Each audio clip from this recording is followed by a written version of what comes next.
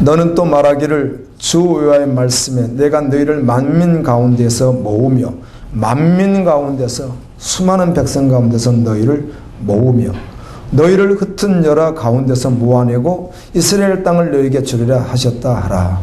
거룩한 성 예루살렘 하나님 나라를 주셨다 하라. 그들이 그리로 가서 그 가운데 모든 미운 물건과 모든 가증한 것을 제거하여 버릴 것이다. 하나님이 부르신 그들이 우상, 마음이 우상들, 가증한 더러운 것들을 다 버려버릴 것이다. 그들에게 내가 한 마음을 주고 하나님 마음을 부어주시고 그 속에 새 영을 주며 그 몸에서 돌 같은 마음을 제거하고 살처럼 부드러운 마음을 주어 내 율례를 따르며 내 규례를 지켜 행하게 하리니 그들은 내 백성이 되고 나는 그들의 하나님이 되리라. 오직 십자가 복음이 전부되어 주님이면 다 합니다 고백하며 예수님 따라가는 자로 그렇게 좁은 길을 걸어가는 자로 그렇게 할 것이다. 그러나 미운 것과 가증한 것을 마음으로 따르는 자는 내가 그 행위대로 그 머리에 갚으리라. 나 주 여호와의 말이니라. 아멘.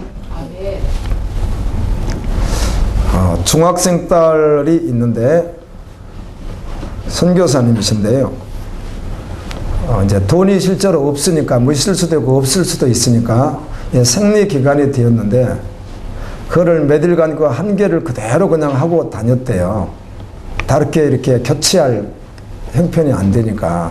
그게 오래전 이야기가 아니라 지난주 이야기예요.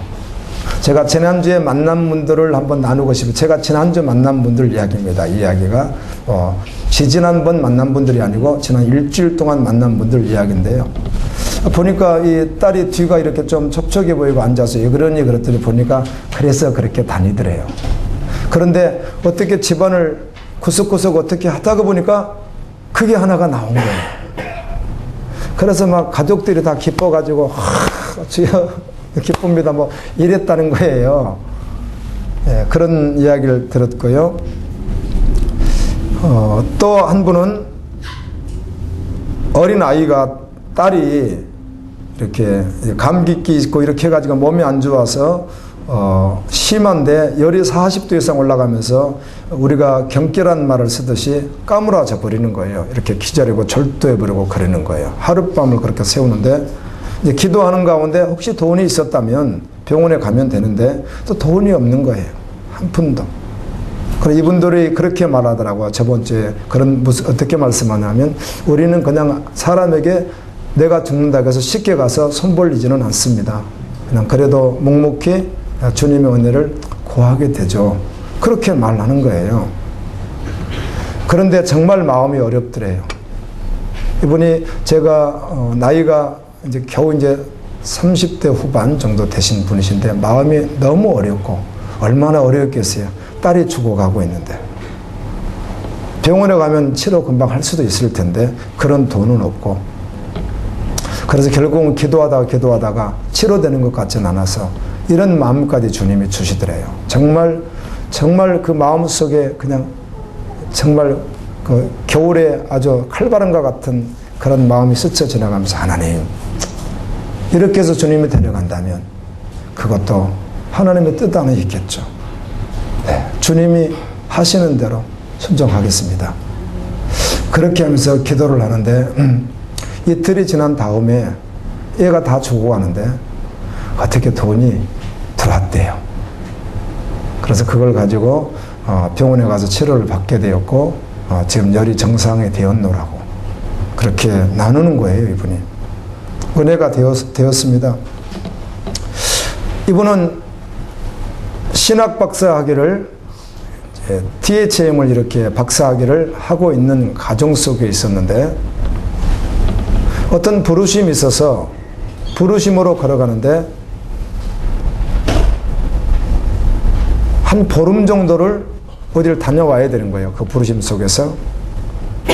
그런데 거기를 가면 이게 착오가 생기고 그래서 갈등이 오는데 마지막 단계인데 이 리더십에서 아닙니다. 믿음으로 하셔야죠. 그렇게 해가지고 결국은 이분이 박사학위를 뒤로 놓고 이걸 먼저 선택했대요. 그래 갔다 왔는데 주님이 보름 동안 강력하게 일하셔서 박사학위를 지금까지도 포기한 채로 지금 그렇게 걸어가시는 그런 전주에 계시는 지체가 계셔서 또 나눠주시더라고요, 본인이. 그래서 그런 은혜가 있었구나. 고등학교 영어 선생님이신데 불교였는데 정말 너무너무 열심히 공부하는 것도 좋아하고 책 읽는 것도 좋아하고 가르치는 것도 좋아해서 가르치기도 하고 이렇게 너무너무 열심히 했는데 자기 고등학교 딸이 자살해 죽었어요. 뛰어내려서 불교 다닐 때. 그때 마음에 상심이 오면서 아니 어떻게 그렇게 죽나. 내가 믿는 불교의 신은 이걸 어떻게 못 해주나. 아니 그래서 어떤 계기가 되어 교회를 가게 되었대요. 교회를 가서 정말 열심히 했대요. 새벽 예배, 모든 예배, 성경 공부 정말 죽게 하며 살기를 했대요. 그렇게 하면서 고등학교에서 미션 스쿨이 아닌데도 불구하고 기도해야 되겠다. 이렇게 해가지고 공부 시간에 기도할 것에 대해서 양해를 구했는데 어려웠대요. 그런데 했대요. 그렇게. 그래, 수업 전에 기도하고 하고. 그리고 학교에서 기도 모임을 만들었는데 처음에는 한 몇 명 오더니 나중에 100명까지 이렇게 불어났대요. 그래서 강력하고 막 간증 다니고 막 이렇게 했대요. 그래서 집에 들어오면 자기 아내 이제 자기 아내도 교인이잖아요. 자기 아내가 하는 이야기가 당신 틀렸다고. 막 그렇게 열정적으로 하고 막 강의하고 막 전도하러 다니고 막 그 난리를 치고 다니는데 당신 틀렸다고. 그 말은 부인이 봤을 때 거룩한 성도의 모습이 아니라고 느꼈겠죠. 이제 그런 찰나에 이렇게 증인들을 통해서 복음을 만나게 되고 그래서 복음을 만나서 복음으로 달려가는데도 그래서 더 열심히 달려가는데도 잘 안 되더래요. 그래서 그 다음에 또 복음 사관학교를 하고 그리고 섬기미를 하고 이렇게 하는 가운데 주님이 만져주셔서 학교를 그만두고 선교대학에 이분이 이제 교수로 지원을 했는데 영어로 지원을 했는데 합격을 했대요. 아시잖아요. 거기 월급 안 주는 거. 평생 안 주는 거 아시잖아요. 평생 안 주는 게 아니라 밥값 내고 살아야 되는 거 아시잖아요. 합격을 했는데 영어를 가르치도록 이렇게 해주지 않고 마당 청소, 그 주변 청소할 일이 많아요. 공사 중이거든요. 세상에 공사 중이듯이 거기는 폐교 같은 곳이기 때문에 지금도 공사할 일이 많아요. 그러니까 그런 공사하는 일로 지금 자기가 섬기고 있는데 너무 감사하다는 거예요. 평생 영어를 가르쳤으나 상관없겠습니다. 저는 평생 이곳에서 마당 청소하고 노가대를 해도 저는 감사하겠습니다. 이렇게 또 나누는 거예요. 그래서 은혜가 되더라고요. 아멘. 이제 대학교에서 정교수로 활동을 하시다가 다 내려놓으시고 월급도 없는 곳에서 교수를 하시면서 밥값을 내고 계시는 분을 이제 올 때 만나려고 사무실 이렇게 갔더니 마침 어디 가고 안 계세요. 사무실 가봤더니 저런 사무실에 본인이 교수다 보니까 책만 빼고 이렇게 있더라고. 내가 한두 번 가본 건 아니지만 이렇게 한번 내가 둘러보면서 이분 여기 안 왔으면 지금 세상에서 잘 나갈 텐데 아주 아름다운 사무실에서 정교수로서 잘 나갈 텐데 여기 계시네. 이런 마음이 있더라고요. 얘들 이렇게 살까요? 이렇게 살까요, 사람들이? 이렇게 사는 사람들이 있을까요? 어제는 어떤 타 교회 권사님이 제가 설교 준비 한참 바쁜데 9시쯤에 전화로 하지 말고 제발 카톡으로만 써달래. 전화하면 목소리가 부담됐나 봐. 한번 내가 전화할게 전화를 했더니 목사님 목소리 듣고 말하기 자기가 정말 부담된대요. 그러나 글로만 해달래요. 글쓰기가 또 얼마나 또 바빠요. 또 많이 써줘야 되는데요. 목사님 창세기 39장 1절부터 6절까지 말씀을 좀 말씀해 주세요. 또 이러는 거예요. 아니 왜요? 설교 말씀을 들었는데요. 축복에 대해서 번영에 대해서 많이 들었는데 목사님 좀 듣고 싶습니다. 그래요 나한테. 그래요. 그래서 아담, 노아, 아브라함, 이삭, 야곱, 요셉 그리고 후에 사무엘, 다윗 수많은 또 넘어와서 신학의 모든 사도들 동일하게 두신 복이 있습니다. 그 복은 생명의 복입니다. 생명의 복을 주셔서 생명을 흘러가게 하는, 하나님 나라를 위하여 살아가게 하는, 아멘, 그 복인데, 그 복 가운데 간혹 필요하면 부수적으로 명예 어떤 직책도 줄 수 있고 물질도 조금 주실 수 있고, 아니면 경우에 따라 고난의 길을 걷게 하기도 하고, 아니면 순교의 길을 걷게 하기도 하고 합니다. 그래서 우리는 사실은 이 말씀의 핵심은 물질이 아니고 세상 번영이 아니라 생명의 복인 것입니다. 동의하십니까? 아멘. 동의하시죠? 신약시대에 와서 제자들을 보면 금방 알 수 있잖아요. 동의하시죠? 그렇게 말씀을 해드렸어요. 한 번 목사님과 같이 다녀왔습니다. 그분이 운전을 하고 저는 옆에 탔습니다. 이분도 계속 복음으로 달려가시는 분인데요. 40년 교회 부임해 온 지 6년이 되셨는데, 40년 된 교회 6년이 되었는데, 한 번 말씀한 건 아니에요. 몇 번 말씀하는데 1시간 한 20분 동안 가면서 오면서 하는데, 이분이 말씀을 많이 하셔서 제가 많이 듣는 시간이 있었는데요. 하시는 이야기가, 목사님, 주님만 아시지만, 그분 아시는 이야기입니다. 주님만 아시지만 우리 교회에 장로님들이 계시고 권사님들이 계시는데요, 성도들이 있는데 지금 상황으로는 구원받은 자가 없는 것 같습니다. 그분이 그래요. 우리 다 알 수 없지만. 그래서 제가 하는 이야기가, 앞으로 구원이 임할 것은 우리가 아무도 알 수 없죠. 주님이 하신 일이 또 크시니까. 아멘. 그런데 지금 또 그렇게 말할 수도 있겠죠.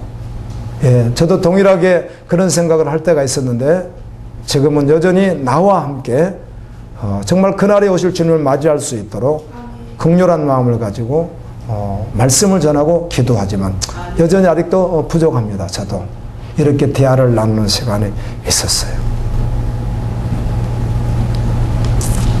미국은 여러 가지 문제가 발생하지만 동성애 문제로 인해서 많이 세속화되어 가고 있는 게 사실입니다. 이 판사가 동성 결혼에 대해서 이렇게 판결 문제가 와서 판결을 하려면, 이분이 기독교인이라고 한다면 저는 할 수 없겠습니다. 이렇게 되면 이제 문제가 되는 거죠. 아니면은 상관없이 그냥 법은 법이니까, 국가법이니까 그냥 국가법에 의해서 자기가 판결 내리고, 네, 동성 결혼 합헌입니다, 이렇게 이제 내릴 수도 있겠죠. 이런 문제가 있고요. 또 결혼 증명서를 발급해야 되는 이렇게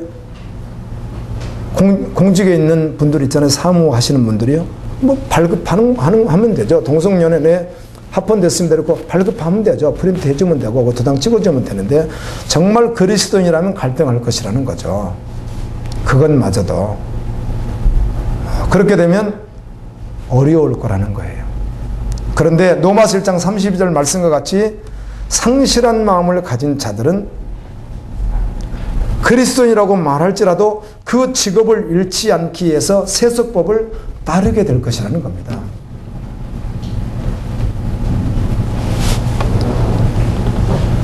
성경이 옳지 않다고 하는 법 앞에서, 성경은 옳지 않다 이렇게 말하는 법 앞에서 세상의 법에 자기 직업 문제가 결부되어지니까 옳지 않다고 성경에서 말하는 것을 옳다는 것에 굴복하고 말 것이라는 거예요. 존 메가더 목사님이 쓰신 글을 인용해서 여러분에게 알려드리고 있습니다. 그리스도인들이 사회에서 소수가 될 것은 분명하죠. 역사 속에서 그리스도는 언제나 소수였습니다. 베드로전서에서는 그리스도인을 구별된 백성이여 거룩한 나라라고 정의합니다. 그리스도인은 왕이며 성경의 법을 따르는 자라고 말씀해 줍니다. 그래서 성경의 법과 세상의 법이 충돌할 때는 성경의 법을 따르는 자가 거룩한 주님의 신부라고 말씀해 주십니다. 여러분, 말씀대로 본다면 머지않아 신앙의 자유를 보장받지 못하는 시대가 올 것입니다. 먼 시대가 아니라, 핍박과 박해가 올 시대가 먼 시대가 아니라 지금 서서히 다가오고 있습니다. 이 핍박과 박해는 성도에게 여러 가지 모습으로 따라올 수 있는데요. 세상의 법을 따르지 않으면 직장 다니기가 쉽지 않을 수 있고요. 예, 사회생활하는데 많은 장애가 올 수 있습니다. 미국에 있는 보스턴 선교훈련학교, 선교훈련학교니까 선교학교입니다. 130년이 되었대요. 국가의 지원을 많이 받는 학교인데 이 학교에서 동성애자들을 허용하지 않고 기숙사 생활을 자유롭게 하지 못하게 하면 학교에서 인가를 취소하겠다. 학교를 이렇게 한 거예요, 국가에서.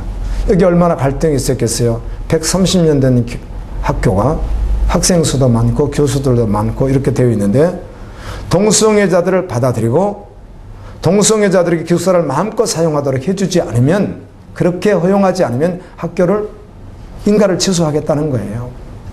이렇게 결론이 났답니다. 최근에요. 그 학교 인가를 지키기 위해서 14명의 동성애자들을 허용했대요.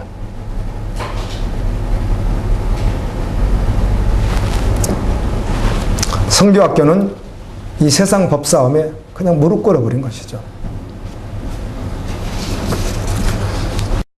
여러분, 지금도 삶 현장에서 이 유사한 일들은 무수하게 일어나고 있지만 깨어있지 않으면, 정말 깨어있지 않으면 속아버리는 것이에요. 아멘. 정말 깨어있지 않으면 그냥 속습니다. 깨어있어야 속지 않습니다. 여러분, 말씀 속의 증인들이 세상의 도리나 법에, 왕에게 무릎을 꿇지 않았던 분들이 계시죠. 오직 하나님께만 무릎 꿇는 자가 그리스도인이어야 될 줄로 믿습니다. 구약 성경에 보면 신실하지 않았던 사람들은 우상에게 대부분 무릎을 다 꿇어버리지만, 왕 앞에 무릎을 꿇지만 신실한 사람들은 꿇지 않습니다. 에스더에 나오는 모르드게 같은 경우는 하만에게 무릎을 꿇어야 되는데 죽을 줄 알면서도 금식하며, 베옷을 입고 금식하며 결코 그 앞에 무릎 꿇지 않습니다. 무릎을 꿇어라. 왕 다음에 권세를 가지고 지휘하는 그 하만에게 무릎 꿇지 않습니다. 그리고 기도하고, 에스더 왕비였던 에스더에게 편지를 보내면서 왕에게 나아가십시오. 하나님의 법을 가지고 나아가십시오. 그랬더니 이 에스더가 내가 죽으면 죽으리이다. 금식하며 나아갔던 말씀을 우리는 기억하고 있습니다. 다니엘은 우상에게 드려졌던 음식을 먹지 않겠다고. 오늘 고린도전서 8장에 보면 우상 제물에 대한 내용이 나오잖아요. 이것은 양심의 자유인데 바울이 그렇게 고백하더라고요. 나는 성도들이 내가 하는 모습에 의해서 혹시라도 오해될 모습에 대해서 혹시 실족할 일이 생기다든지 성도들의 신앙생활에 방해가 된다면 나는 영원히 내가 원하는 걸 하지 않겠다. 고기도 먹지 않겠다. 이렇게 고백하죠. 정말 거룩한 고백이더라고요. 지체를 세우기 위하여, 연합된 그 성도를 위해서, 지체들을 위해서 자기가 해도 될 일이지만 오해야만 해도 하지 않겠다는 그런 일. 그 영혼을 세우기 위하여 내가 하지 않겠다. 이렇게 고백하더라고요. 우상 음식 먹지 않았습니다. 기도하면 사자굴에 들어간다고 왕의 책임이 찍혔다는 말은 오늘날 말로 헌법이 이미 통과가 돼버린 거예요. 법이 정해져 있어요. 세상법이 이미 정해져 있는데 그 세상법을 따르지 않고 하나님의 법을 따라 하루에 3번씩 예루살렘으로 창문을 열고 기도하더라고요. 아멘입니다. 세상법 따르지 않았습니다. 이 사람은 일반인도 아닙니다. 성경 말씀으로 보면 우리나라 역사적 어떤 지위로 본다면 그는 영의정입니다. 영의정. 그런데 안 따르더라고요. 그 왕이 만든 세상의 바벨론 제국의 법을 따르지 않고 위에 계시는 하나님의 법을 따르더라고요. 아멘입니다. 사드락 메삭 아벳느고도 마찬가지죠. 두라 평지에 큰 금신상을 만들어 놨던 느부갓네살왕의 금신상 앞에 모든 악기가 동원되어 어마어마한 그 모임 군중 속에서 한꺼번에 그곳에 무릎을 꿇어서 우상에게 절해야 되는 것이 법으로 정해졌다고 성경에 되어 있습니다. 법을 어떻게 정했냐면 이 법을 어길 시는 각국 나라마다 법이 조금씩 다르죠. 다루는 것도. 상해에 대한 법, 교통법, 이 법이 조금 다른데요.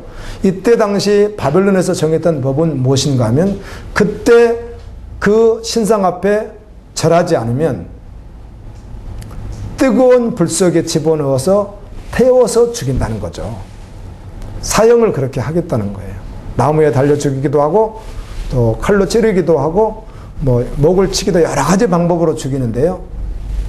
생매장하기도 하고 죽은 시체와 묶어서 죽이기도 하고 그렇게 하는데 그냥 불 속에 집어넣어서 뜨거운 쇠를 녹이는 불 속에 집어넣어서 그냥 죽이겠다는 거예요. 이게 이제 법으로 정해진 겁니다. 법으로. 그런 사드락 메삭 아벳느고가 그 세상법에 무릎 꿇지 않았죠. 아멘. 여러분 귀하다는 거 알고 계시죠? 우리 믿음의 사람인 우리가 동일한 걸음 걸어가야 되는 것도 사모하고 계시죠? 아멘. 네, 꿇지 않더라고요.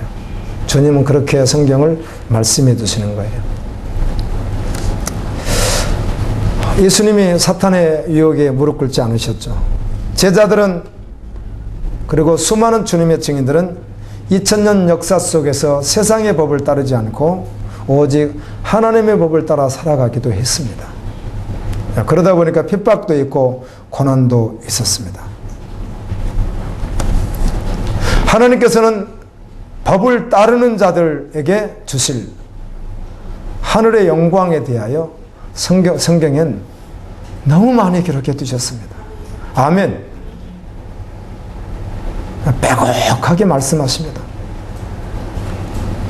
또 세상 우상에 무릎 꿇는 자에게는 엄중한 심판이 있을 것에 대해서도 빼곡하게 말씀해 주십니다. 여러분, 그리스도인은 긍휼을 가져야 합니다. 아멘. 사랑이 있어야 합니다. 그리스도인이 베풀 수 있는 가장 큰 사랑, 도움이 되는 거예요. 그리스도인이 베풀 수 있는 가장 큰 사랑, 특별히 불신자에게, 믿지 않는 지체에게, 복음이 없는 자에게 할 수 있는 것. 정말 온유함으로 덕을 세우고 위하고 그렇게 해야 되죠. 그런데 결코 타협하지 않고, 아멘. 영원한 불심판이 있다고 반드시 인지시켜줘야 됩니다. 할렐루야. 듣든지 아니 듣든지. 이게 불신자에 대한 그리스도인의 정말 긍휼이에요. 할렐루야. 이상하게 해놓으면 안 되는 거예요. 어떤 사람은 주님만 아시지만 이 사람은 반드시 망해야 돼요. 세상에 대해서. 아주 세상에 소망이 없어야 돼요. 물질도 망하고 다 망해야 돼요. 다 끝이 나야 돼요. 그래야 죽게 돌아올 수 있는 상황이 있는 사람도 있어요. 여러분, 그렇게 말씀해서 말씀 듣기가 여러분 거부갈지 모르겠지만 정말 우리가 완전히 망해야, 아마 지금 뭐 집이 있고 뭐 물질이 있고 꼭 그것만 말하는 게 아닐지라도 전제적으로 정말 중심에서 완전히 망해버려야, 아멘, 막 끝장이 나버려야, 지옥 갈 자로, 소망 없는 자로 완전히 정말 끝이 나버려야 누구에게 나오겠어요? 예수님께 나오겠죠. 아멘. 그런데 어떤 경우는 그런 과정 속에서 자신의 직업과 자신의 지위와 자신의 모든 것이 다 끝이 나야 돌아올 수 있는 사람들이 있단 말이에요. 그런데 모를게요. 세상 걸 다 잃어버리고 완전히 끝이 난 후에 주님을 만난다면 이보다 더 영광스러운 축복이 어디 있습니까? 할렐루야. 그래서 이런데 인정과 평판에 속지 말라는 겁니다. 그래서 그리스도인의 핍박이 있는 것입니다. 이해할 수 없으니까. 세상은 도무지 그들을 이해하지 못하니까. 그러나 온유함으로, 긍휼함으로, 사랑함으로, 아멘. 전쟁에서 육과 싸우지 아니하고 사단과 싸우면서 그 일을 하되 결코 타협 없이 마지막 심판도 외쳐줘야 됩니다. 그리고 그리스도의 십자가를 말해줘야 됩니다. 어떻게 사랑하셨는지, 아멘입니다. 무엇이 소망인지. 먼저 심판과 절망이 충분히 되어야 누구에게 올 수 있어요? 주님에게 올 수 있거든요. 이게 정말 그리스도의 긍휼인 것입니다.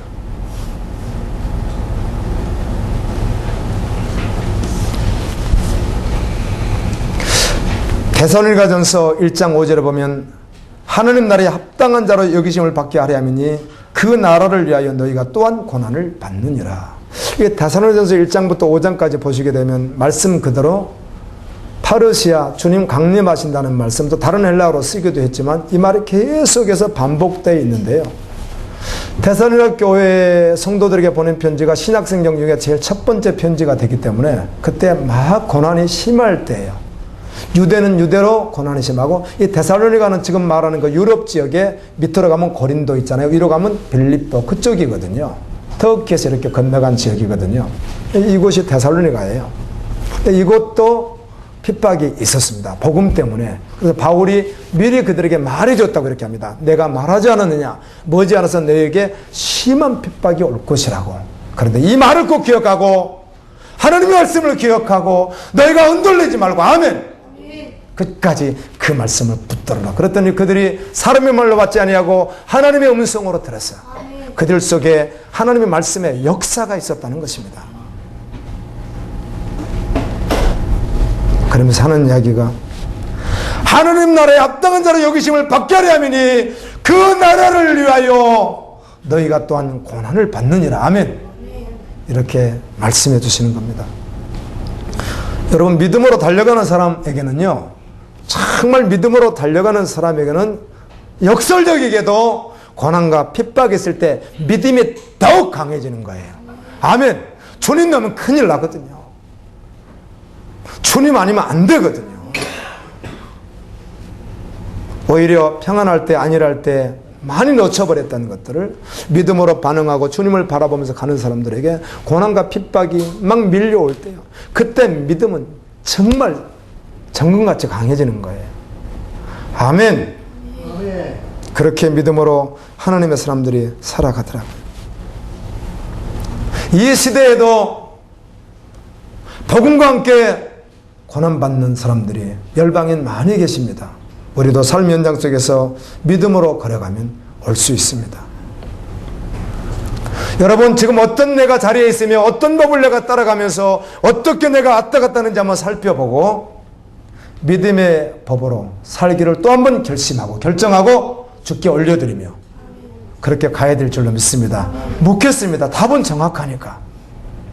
성경이 그렇게 말하고 주님이 말씀하니까. 여러분 그리스도인이 성도가 하나님의 법 말고 살아갈 방법이 있나요? 없습니다. 그냥 하나님의 법으로 사는 것 외에는 없는 거예요. 주님 해주면은 한번 해보죠. 이걸 이렇게 좀 먼저 기도할 테니까 주님 이걸 먼저 이렇게 해서 좀 해주면 제가 좀 쉽게 걸어가지 않겠습니까? 이렇게 구할 수도 있겠으나 순종의 걸음을 걸어갈 때 그 영광을 계속 보게 되는 것이죠. 아멘. 그 상황에서 순종 또 하면 또 영광을 보여줄 거다. 안 보여줘도 들리지 않아도 보이지 않아도. 욥기서의 욥이 그 수많은 정말 사람이 받을 수 있는 고난이라는 고난은 다 받았던 그가 어쩌면 세상에서 지옥을 경험했던 욥이 하는 이야기가 앞으로 가도 그분이 계시지 않고 뒤로 가도 그분이 계시지 않고 어디를 봐도 주님이 계시지 않다는 거예요. 그 속에서도 끝까지 주님을 바라봤던 그가 이렇게 마지막 고백하죠. 내가 귀로만 들었더니 이제는 주님을 내 눈으로 보게 됩니다. 이렇게 고백을 하더라고요.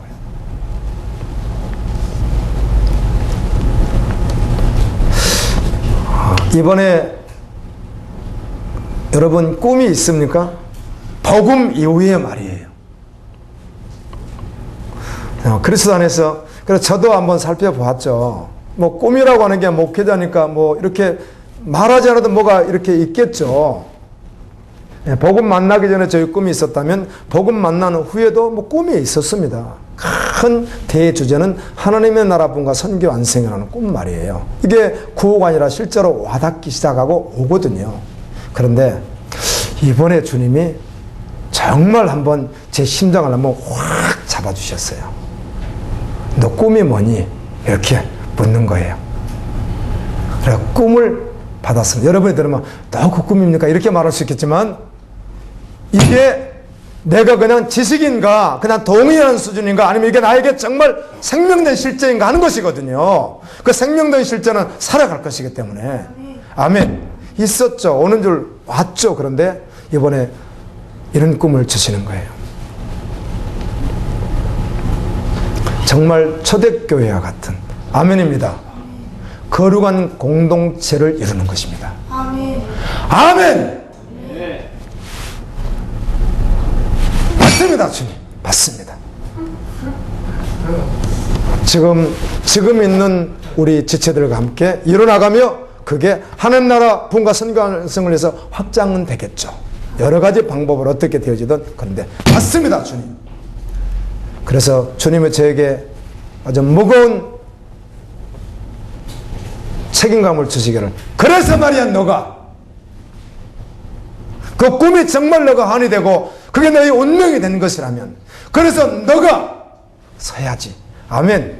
주님이 그렇게 저에게 말씀하시는 거예요. 너가 서야지, 너가. 그러 쉬지 않고 기도해야지. 열방을 위하여 지체들에서 네가 기도해야지. 아멘입니다, 주님. 아멘. 이 땅에서 정말 거룩한 꿈이 있다면, 정말 꿈이 있다면, 실제된 꿈이 있다면 정말 많네요. 거룩한 공동체. 아멘. 할렐루야. 정말 데살로니가를 계속 묵상하다 보니까 연합에 대한 말씀이 계속 나와요. 계속이요. 그리스도 안에서 진짜 연합 말이에요. 아멘. 복음 안에서 정말 연합이에요. 지체의 생활을 책임져 주는, 아멘, 지체의 어려움을 책임져 주는, 이게 정말 초대교회 연합된 성도들의 공동체더라고요. 아멘입니다. 주님이 머리시니까. 아멘. 예, 같이 들었지만 여기서 갑자기 생각이 나네요. 하고 싶네요. 굉장히 동의가 되었습니다. 이 말은 내가 정말 주님을 따라가는 자라면 그렇다는 것입니다. 정말 주님이 전부터 따라간다면, 내가 병이 들었어요, 내가 지금 노인이에요, 예를 들면 뭐 걷는 것도 힘든 거예요. 또 경우에 따라서 뭐 돈이 하나도 없는 거예요. 그저 국가에서 보조해 주는 것 정도로밖에는 살아갈 수 없는 존재인 거예요. 뭐 여러 가지 상황이 있을 수 있다는 것입니다. 그런데 또 재주도 없고, 세상 말로 말하면 우리 달란트라는 말을 쓰면 뭐 할 게 아무것도 없는 거예요. 그런데 한 가지 분명한 사실은 예수가 전부 된 건 사실이에요. 아멘. 그런데 우리 지체 가운데 어떤 사람은 돈도 많고 지위도 있고 뭐도 잘하고, 하여튼 교회에서도 뭐든지 다 잘하는 거예요. 막 하는 말도 잘하고요. 따라서 그럴 땐 기뻐서 견딜 수가 없는 것이죠. 왜? 예수님 머리가 우리가 지체라면 바로 그 사람 지금 어떤 사람이에요? 양손을 양발해가지고 막 움직이는 사람이라면 나는 누구예요? 새끼손가락이라는 것입니다. 이해되시죠? 그럼 내 손과 내 일상하게 막 하고 있으면 이 손가락은 기뻐요, 안 기뻐요? 기쁜 것이죠. 오! 이게 정말 초대교회 거룩한 공동체 모습이었구나. 아멘! 그 내 몸이니까. 그 내 몸이니까. 할렐루야! 이런 정말 거룩한 공동체. 정말 꿈꿔지는 거예요. 아멘. 저 사람이 저렇게 잘하지, 저 사람이 저렇게 많은 걸 가지고 있어, 함께 그도 나도 동일하게 그리스도 안에서 하나 되었다면, 동일하게 그도 주님의 종이고 나도 동일한 주의 종이라면, 나는 아무것도 할 수 없는 거 상황적으로 세상을, 그러나 기도할 수 있죠. 그렇다면 그가 막 하면 나는 어때요? 기뻐서 견딜 수 없는 것이지. 왜? 내 지체가 그걸 하고 있습니다. 아멘. 아니면 이 손이 내가 아파요, 내가 이 손이에요, 나는. 그런데 여긴 전혀 아프지 않아요. 발가 이런 데는 다 움직여. 그래서 내가 아파서 못하고 깁스를 하고 있는데 나는 이 지체인데, 이런 다른 지체가 막 하면 이 다른 지체가 해주는 거 좋잖아요. 못하죠. 예, 그게 정말 그리스도 안에서 공동체인 거예요. 아, 정말 그렇다. 이런 공동체가 사모되는 거예요. 그리고 결국은 주님이 나에게 너가 서라고 주님이 이렇게 한번 저를 이렇게 주님이 말씀하시는 그런 음성을 들었어요. 아멘. 아멘입니다. 아멘. 아멘. 여러분, 꿈이 있습니까? 주님을 만난 후에 꿈이 있으셔야 합니다. 거룩한 꿈 말이에요. 그렇게 해서 결국은 하나님 나라 분과 선교 환생을 위해서 달려가는 거예요.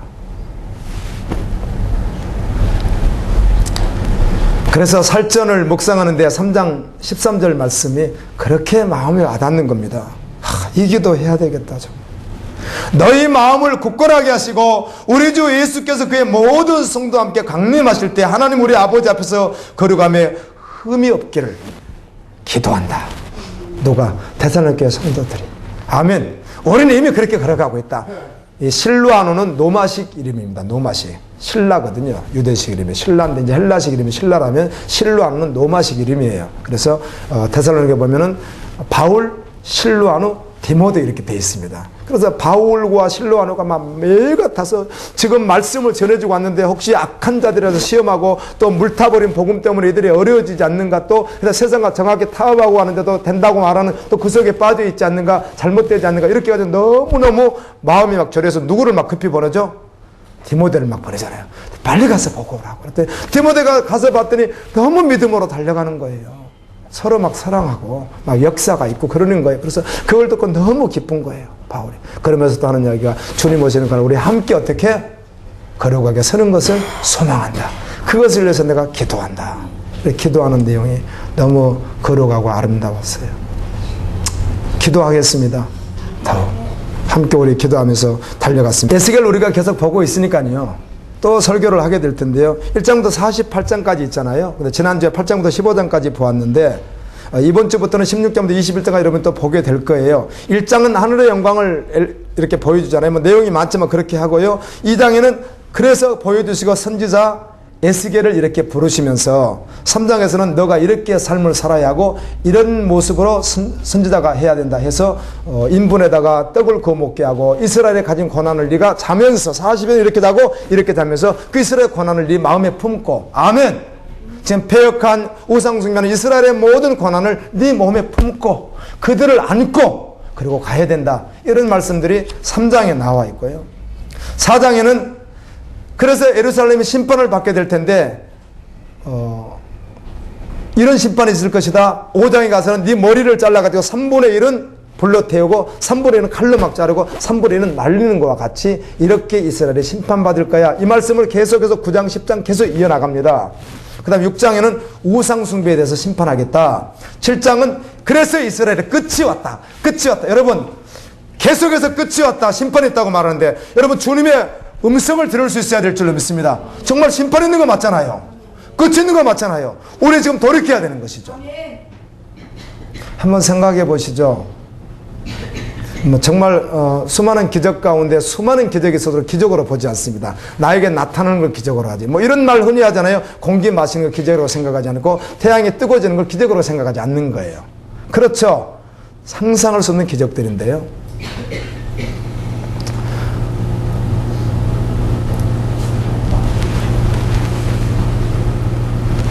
오늘 이제 생을 마쳤어요. 죽음의 커튼이 이렇게 치어지겠죠. 그렇죠? 앞에 봤더니 주님이 영광의 주님으로 계시는지, 나에게 씌워줄 멸류관을 가지고 계시는지, 심판주로 계시는지, 또 한 가지 그렇게 의미로 본다면 딱 죽음의 커튼을 열어 젖혔더니 그 앞에, 내 앞에 천국이 있는지 지옥이 있는지, 이 땅에서 이미 결론 나야 되는 것이죠. 아멘.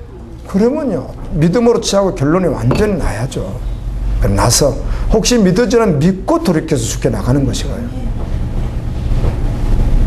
안 믿어져요, 안 믿어져요, 안 믿어져요. 믿으셔야지. 안 믿어져요, 안 믿어져요. 그러면 어떡하겠어요. 믿으셔야지. 그리고 한 번만 기회를 주신다면 한번 해보겠습니다. 아니죠. 오늘 돌이키시면 되죠. 오늘 말씀을 취하시면 되는 거죠. 그 말씀이 역사하도록 기도하는 거고요. 내가 여러분 살려고 하는 것 때문에요.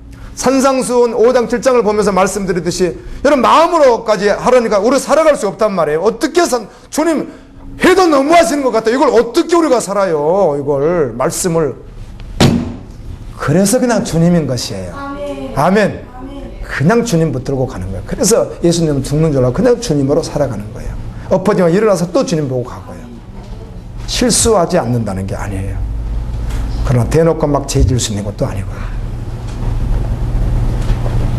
심판이 왜 왔습니까? 죄 때문에 왔는데.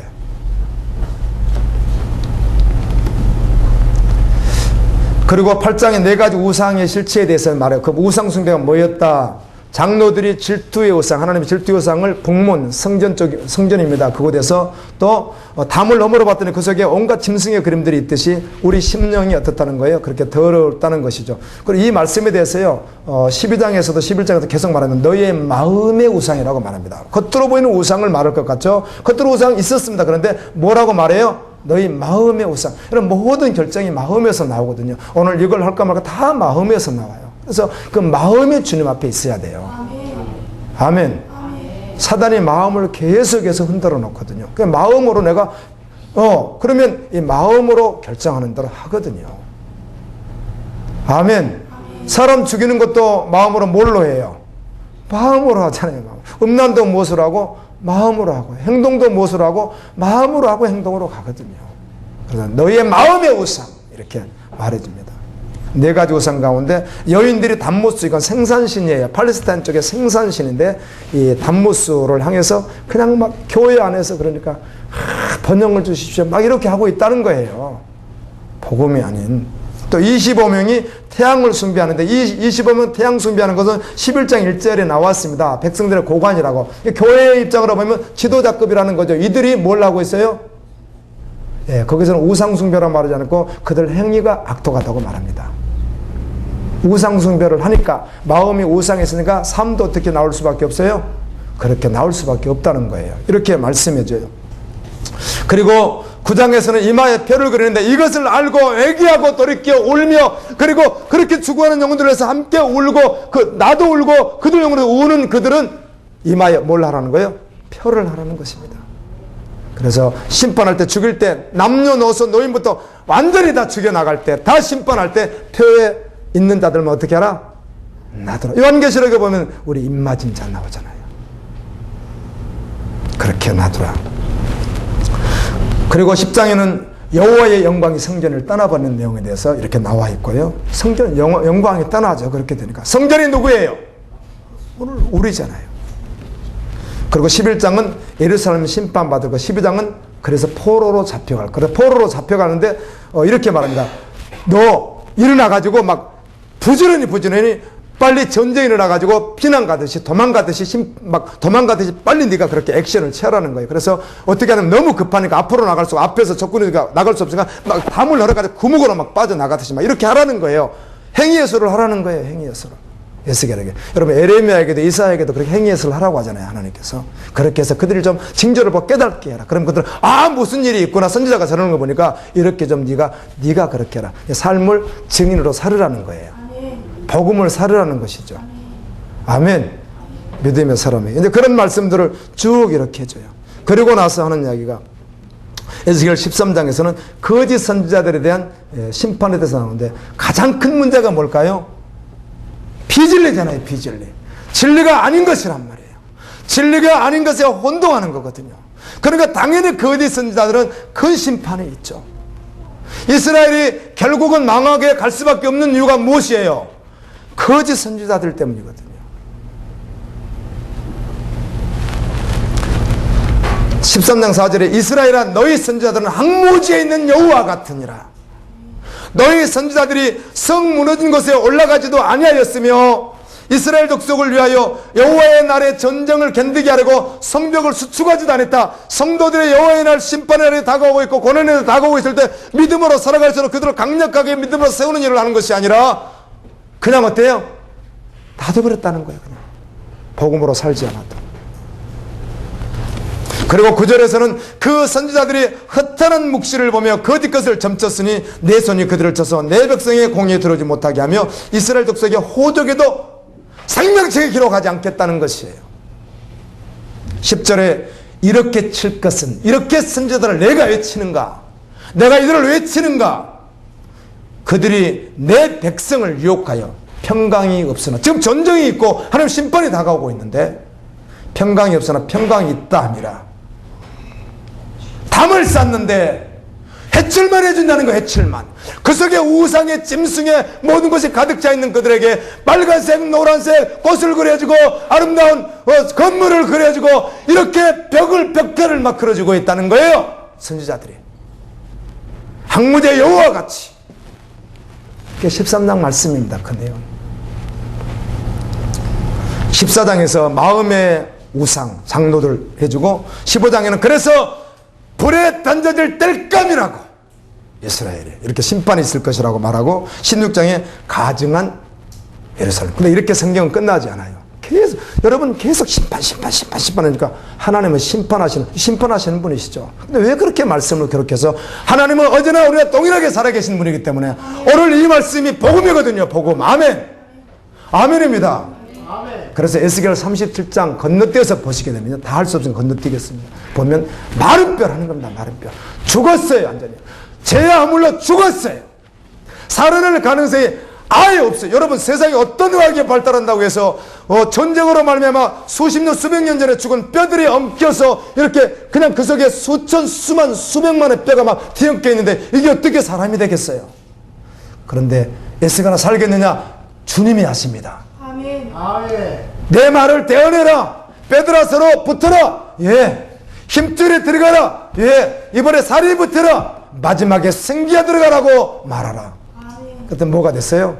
생기가 되듯이 하나님은 그렇게 살리시기를 원하신다는 거예요. 아멘. 그리고 47장에 가게 되면 요한계시로 나와 있는 거룩한 성소에 예루살렘이 나와 있습니다. 그대로 나와 있습니다. 그리고 48장에서는 12지파에게 하나님의 나라를 이 땅에서 가나안을 그들에게 주었던 것과 같이 회복된 그들에게 동일하게 준다는 말씀은 마지막 우리에게 뭘 준다는 거죠? 거룩한 하나님의 나라를 기업으로 주신다는 것이에요. 그게 회복된 성전, 영원한 하나님의 나라, 그곳에서 여호와가 여기에 항상 있느니라. 여호와 산마라 하리라. 아멘. 그게 48장 마지막 35절 끝의 말씀이 그래요. 근데 이 말씀 가운데 이걸 전하고 싶은 거예요. 오늘 말씀에 그렇게 말을 해요. 심판이 있는데 어떻게? 오늘 읽을 말씀, 그들이 가증한 것을 제거해 버릴 것이다. 아멘. 이 말은 회개한다는 것이 회개한다는 거. 아멘. 회개하고 주님 앞에 선다는 것이에요. 그들에게 하나님은 한 마음을 주시고 새 마음을 주고 새 영을 넣어줘서 그들의 살이 부드러운 살과 같이 마음이 되어서 아멘. 마태복음 13장 개념으로 말하면 열매 맺는 하나님의 종들로 하겠다는 거예요. 아멘입니다. 그래서 그들이 그런 마음이 왔기에 진리가 결론이 되어 하나님의 율례를 지키며 넓은 길로 가져내고 좁은 길로 걸어가며 하나님 나라 꿈을 품고 걸어가게 될 것이라는 거예요. 그러나 그럼에도 불구하고 가진 것을 버리지 않고 회개하지 않는 자에게는 엄연한 심판이 있을 것이다. 우리가 말씀을 드릴 때 이 말은 떼고 이 말 앞에만 받고 싶겠지만 주님은 여러분 심판을 경험해야, 절망과 죽음을 완전히 경험해야 복음이 복음되는 것이거든요. 주님은 그렇게 말씀하는 거예요. 여러분 주님 한 번만 기회를 주십시오. 언제까지요? 오늘 복음을 받고 주님 앞에 또 한 번 믿음으로 고백하며 달려갈 수 있기를 예수님 이름으로 축원합니다. 기도하시겠습니다. 주신 말씀 우리 붙들고 주님 앞에 기도합니다.